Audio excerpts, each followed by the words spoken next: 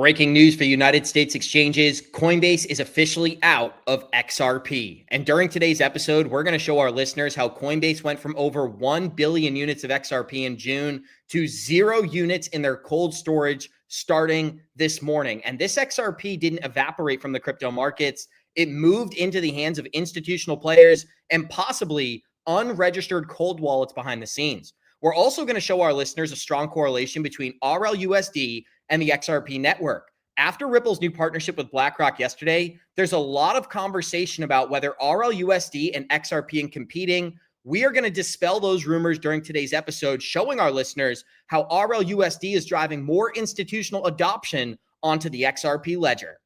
Hello and welcome back to another episode of Good Evening Crypto, your favorite crypto news related channel. If you enjoy this content, be sure to smash that like button and subscribe, as you're going to get an update every single day, 5:30 p.m. Eastern time. And we've been tracking the public data for Coinbase for about a month on the Good Evening Crypto show, watching this portfolio go from 165 million units of XRP to starting this morning, 0 units in cold storage. And so I had to ask the rational question, where is this XRP going? So let's start off in early June by tracking some of the dormant cold wallet addresses at Coinbase. They had nearly a billion units, 970 million units of XRP to be exact, worth between $2.8 and $2.9 billion at the time. Now, we began to see significant outflows starting in early June, with the XRP transferred from cold wallets to hot wallets, and then rapidly to external addresses such as Binance, OTC desks, and unidentified institutional custodians. By early September, the holdings had dropped nearly 90% to 165 million units across just 10 to 6 public wallets. Now, by mid to late September and where we are today, we saw the consolidation fall to only 2 wallets holding 32 million tokens. And 48 hours later, we are here reporting on September 24th, there is 0 XRP in the cold wallet balances associated with Coinbase. Now, it's relevant for people to understand this piece of data as well. Coinbase is not the only exchange that's running low on XRP right now. We have seen the reserves on exchanges globally collapse 20 to 30% in just the last year to date. So where is this XRP going? My speculation is it's the institutional investors, just like Gronk had hinted at in that piece. Now, on October 18th, the SEC is going to be addressing the Grayscale spot XRP filing. And companies like BlackRock, when they filed their Bitcoin ETFs, were purchasing Bitcoin over a year before the ETF actually hit the public markets. Well, my assumption is that many of these companies who have filed for the XRP ETF, they're doing the exact same thing here in 2025. And these aren't just small $100 million companies. These are some of the largest asset managers on the planet that are purchasing XRP behind the scenes. That is my particular opinion. Franklin Templeton, Grayscale, Bitwise, 21 Shares, Wisdom Tree, all of these different companies actually have access to Coinbase Prime, which is an institutional exchange that allows for transfers of XRP without that data happening on public exchanges. So if you enjoy this content and you believe it is these ETF issuers that are buying this XRP behind the scenes, smash that like button. If you disagree, leave a comment underneath the video. But one thing is absolutely certain, Mario. We watched Coinbase XRP reserves go from 970 million on these cold wallets to less than 1 over the past 3 months. You heard that correctly. There is 0 XRP in those cold wallets right now. What are some of your thoughts? Is this the ETF buyers finally stepping in and buying some spot XRP? I mean, that's the speculation, right? I think that it makes complete sense that it would be these ETF issuers knowing that the ETF is going to be approved and already anticipating that approval with the acquisition of the XRP, so they can have it since it's a spot product. But, you know, at the same time, I wonder if they're just doing wallet rebalancing, if restructuring, something of the sort. But I do think we're going to find out sooner rather than later. Obviously, we're reaching a point in this cycle, and specifically, we're reaching a point this year where we know August and September are usually kind of off months when it comes to price action. But October, November, December are supposed to be good months. And as we are nearing the end of September and approaching October, we're really coming to a point where the charts are lining up to give us something bullish. And I think that the news are going to line up to give us something bullish. So are we going to find out that this was in fact these ETF issuers acquiring the XRP off of the OTC from Coinbase? I think that's a very good scenario. It's a lot of XRP. It's a lot of XRP that Coinbase no longer has in those wallets, if that's the case. And therefore, we could not only be seeing positive momentum for the fact that we get the ETF approvals, but also a supply shock if Coinbase now ends up in a situation where they don't really have that much XRP in their balance. I think that nonetheless, I believe it's happening for a positive reason. It's not like back in 2021 where XRP was trying to be deemed not a security and these exchanges were offloading it because they delisted it. I think that this is definitely a positive scenario, and we're going to find out exactly what's causing it, whether it's ETFs or reallocation. If we know that it's coming off of a wallet, how come we don't know where it's going? And I'm going to try to see if I can do some investigation on my side to see if I can figure out where it's going. And Mario, we can actually provide a little bit of that investigation during today's episode. If you're enjoying this content, show us some love, smash that like button. And Gronk had an answer to this, at least some speculation as to where this XRP may be going. And there were 4 primary speculative markets here. Number 1, private custodian wallets. Now, this would be institutional grade custody, often uses non-public addresses. These are designed for security and they don't broadcast ownership on XRP scan. So that could be one of the reasons why these cold wallets are disappearing. Number 2, OTC desks, which would be over-the-counter trades to institutions. We just covered that fairly in depth. This would be the ETF issuers stepping into the market and buying this XRP before they offer the spot product when it's approved next month. Number 3 would be Mario speculation, new cold wallets, as Coinbase could have set up fresh, unassociated cold storage addresses, and the old public wallets, which had years of dormancy, new ones could be deliberately obfuscated to avoid scrutiny. And number 4, cross-exchange transfers. When some exchanges like Binance or Kraken are low on XRP, they'll send bulk payments to other DeFi ecosystems so they can start leveraging some of that dormant XRP. Now, I'd love to hear, what are some of your thoughts? 1, 2, 3, or 4? Leave a comment underneath the video. But Mario, you had referenced something prior that I think is just as important. We are headed into the alt season that we've been talking about since the beginning of 2023. And one thing that we all understand, having been in this market since 2019 and yourself 2017, October, November, and December are historically the most bullish months for the entire digital asset space. And the data really does speak for itself. So when I asked Gronk, what are the most profitable months for crypto? This is the list that it came up with. October was the number 1 most profitable month in the crypto space, giving an average return of 29% on Bitcoin and an average bullish rate of 83%. So 10 of the last 12 years, October has been bullish for the crypto market. The second most bullish month out of any month on the calendar is November at 75% bullish momentum rate, giving an average return of about 36%. And number 5 on the list is December, giving an average return of about 10 to 20% with a 70% ratio of bullish momentum. So what does this mean? 36% in November, 29% in October, and another 20% in December. That is nearly 80% returns compounding over these next few months. And Mario, you did the math earlier on air. That would be at a minimum of a $205,000 Bitcoin if we just look and match these data points today. I believe even if we only get $140,000 to $180,000 Bitcoin, this altcoin market is set to explode. But we already have exchanges running low on some of our favorite digital assets. And like I shared prior, the XRP reserves on exchanges globally are down 20 to 30% from where they were 12 months ago. And what happened 12 months ago? We saw XRP go from 50 cents in value to nearly $3 in value in only 25 days during the month of November.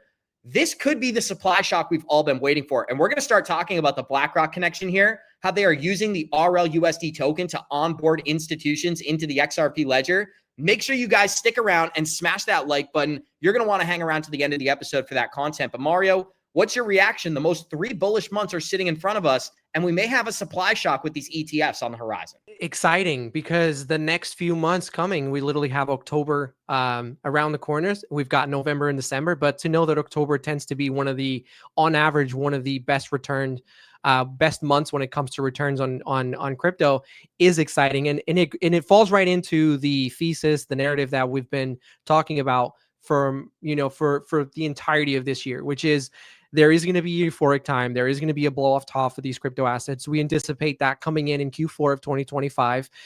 We kind of have to wait and see what happens into 2026 because we got so many different variables. We got quantitative easing now with the interest rates coming down. But I'm excited because October is lining up to be a great month for these digital assets. A lot of good news have lined up. A lot of good moments have lined up for crypto to really promote that. And the ETFs, speaking for XRP specifically, the ETFs I think is one of the elements. But once you take into account the fact that we're anticipating the approval of those ETFs, I think for me personally, we will get those ETFs. It's not a matter of not getting them. I think we will get those ETFs approved potentially as we go into October. But that, along with the supply shock that these exchanges are facing, I mean, anybody that was in crypto last year, you all remember what happened with the crypto market once the president was announced, and once that became sort of like a positive catalyst for crypto. We saw how XRP just completely melted faces, going from those 60-cent ranges all the way to $3. So I think that the same thing, and potentially even greater, is coming over the next few months, because now we've got a bigger buildup. We've got a moment that's coming for crypto where it's going to get its clarity. And I think that all of those things piled on top of each other are going to create that euphoric time. And to think that, we could potentially get upwards of 80% just for Bitcoin alone, we know what that translates to when it comes to the altcoins. We're talking about hundreds of percentage increases. Again, this is just speculation, but I think that things are lining up in a way where speculation is potentially going to become reality in the next few months. And here's something that's not speculation, guys. Grayscale just filed for an XLM ETF inside the United States. We are going to see dozens of altcoins outperform Bitcoin. That is my speculation and belief here, Mario. Whether it's Hedera or Cardano or Stellar or XRP, there's going to be plenty of projects, Chainlink and AVAX, that give our listeners a better chance at multiplying their wealth. And I think Grayscale filing for the XLM ETF, it's another indicator that XLM is going to play an important role. Shout out to the XLM holders. But we're going to start breaking this topic down right here. This is a video of Brad Garlinghouse. Ripple is using RLUSD to onboard institutions into the XRP ledger. And for a long time, people have said RLUSD may be competing with XRP. Brad dispels those rumors right here, right now. If you're enjoying this content, smash that like button, subscribe to the channel. This is what Ripple CEO had to say. Two things come to mind, like big events. I'll save the bigger one for the second. But, I think the stablecoin effort is a really important one. And I think Ripple has always taken the view that anything we can do that is good for the XRP ledger, we're going to lean into. Bringing liquidity to the XRP ledger is good for everyone in the community.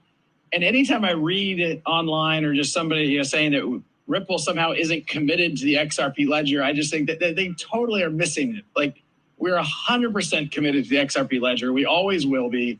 And we would only do a stable coin if we thought it was good for the XRP ledger. But I think that's going to be an exciting step around the RLUSD. There you have it, guys. RLUSD is going to benefit the XRP ledger. That's not my opinion. That is Ripple CEO Brad Garlinghouse's opinion. And I think yesterday was a great example of this, Mario. With the BlackRock and Ripple collaboration now being public knowledge, I believe there's dozens of companies behind the scenes that are working on these ideas with Ripple. And somebody commented underneath the video. They said, think about all of the meetings and all of the work in the background that had to happen before this product went live. We're talking about 6 to 9 months of planning at a minimum. And now this has hit the public markets. That means there's other companies right now, Western Union, Fidelity, Franklin Templeton, that they haven't publicly said anything, but they are building these products behind the scenes. And when the Clarity Act is passed, these products are going to hit the mainstream at a very, very fast rate. Now, if you missed the news, BlackRock and Van Eyck are launching their tokenized funds 24/7, 365 using RLUSD. This is going to start on the Ethereum network and then migrate onto the XRP ledger. And the reason for that is the majority of DeFi liquidity today exists in the Ethereum ecosystem. So by using RLUSD as that bridge and that gateway into the Ethereum DeFi ecosystem, that is going to slowly migrate a lot of that liquidity from one chain onto another. And that journey starts right here, right now, with BlackRock and Van Eyck being two of the main contributors. Mario, what are some of your thoughts? Well, I definitely think RLUSD is a positive for the XRPL.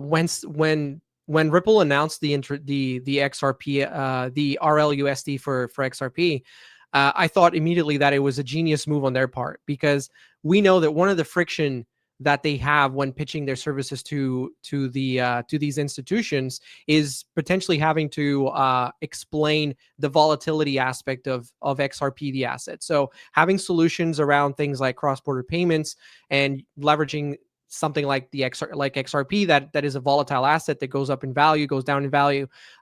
Even though it settles very quickly, there is still that difference between the moment where when the transaction is triggered to when the transaction completes. Now, when you no longer have that, and you what you have is, instead of product that is a stable coin, that is a one-to-one representation of the United States dollar, and you're telling these institutions, you don't have to worry about the volatility, because we're giving you a US dollar, a digital US dollar. And so when you send 1,000, it's going to be 1,000 on the other side. And then the beauty of it is that it runs on the XRPL. So it still benefits from that, faster, better, cheaper, which the XRPL has going for it. So I thought it was genius on their part. And I think that that's going to allow them to grow. And going into an environment where we have regulation and more institutions are going to be interested in participating in this space and leveraging the technologies that are being created in the space, I think that RLUSD has tremendous room to grow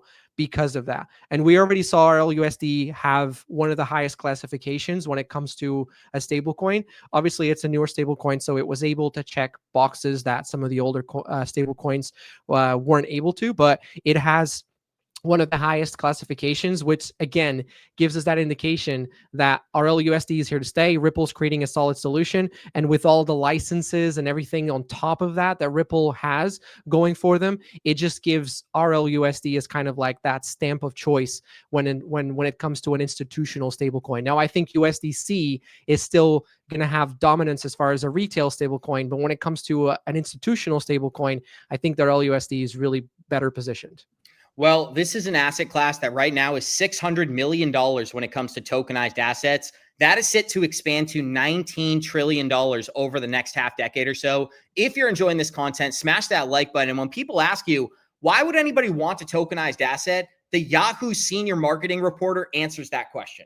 Industry insiders I have spoken with have said that eventually you will see the entire financial market run on blockchain. But you've had the NASDAQ that has asked the SEC for permission to be able to offer tokenized shares, tokenized securities on the NASDAQ. And that's because of this wave of the entire financial infrastructure, which is expected to upgrade to blockchain. And they don't want to lose ground to platforms like Coinbase, like Kraken, like Gemini. This is a big market. Just to show you what one study shows is that real world assets, the market cap for real world assets, is expected to go from 600 billion this year to about 19 trillion in 2033. And we're not just talking about equities. We're also, of course, talking about bonds, gold, real estate, any type of real world asset that you can think of. Now, why would you want tokenized equities? What is the benefit of them? Well, they can be more easily traded. There's faster settlement times. They can be split into smaller pieces, so you have more investors that are able to access these. They can be accessed from anywhere in the world, and they can also be used as collateral. I mean, I had one industry insider telling me you'll be able to even swap. Let's say you want to dump Alphabet and buy Tesla. You'll be able to do that in one move. You won't have to sell one, wait for the settlement, and then buy the other one. So Mario, that's a clear explanation. And one thing that we absolutely know for sure, Coinbase wallets have hit 0 units of XRP. If you enjoyed this content, smash that like button, and we'll see you all in the next one.